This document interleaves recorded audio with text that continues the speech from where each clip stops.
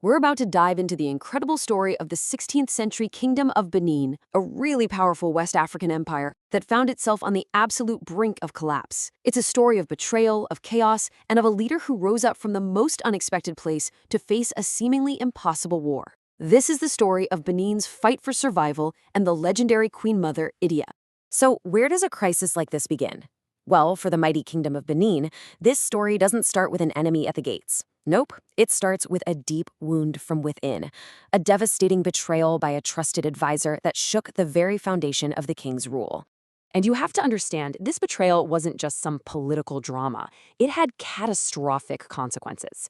It created a power vacuum, it spread distrust everywhere, and it left the entire kingdom totally vulnerable to enemies who were just waiting and watching from across the borders.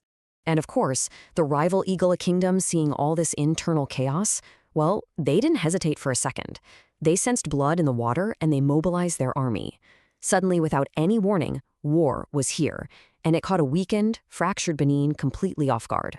So, you've got an invading army at the gates, the kingdom's fate is hanging by a thread. How did the leadership respond to this sudden, massive threat? This right here is where the story takes a really critical turn.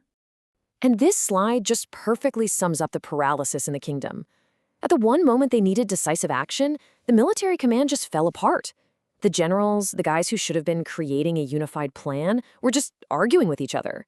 And meanwhile, their soldiers, they hesitated, just waiting for orders that were never going to come. This was it, the crucial moment. You've got a leadership vacuum at the worst possible time, and the kingdom is just adrift, seemingly doomed. The whole system had failed. So the question was, if the generals couldn't do it, who on earth could possibly save them? But this crisis, it created this unexpected and dramatic turning point. Right out of all that chaos and all that indecision, a new plan and a new leader emerged to completely change the course of history. In that moment of greatest crisis, with the military command in total shambles, an unforeseen leader stepped out from the heart of the royal court. It wasn't a general, it wasn't some seasoned warrior. It was the Queen Mother herself, Idia. Now, this wasn't just her making a suggestion or giving a bit of advice. No way. This was a complete takeover of military strategy. Queen Idia, seeing how badly her generals were failing, made a move that was just truly unprecedented for a woman of her time and her position. She seized command. And this just shows you how decisive she was. There was no hesitation, no debating in committees. It was a clear, three-part path to command.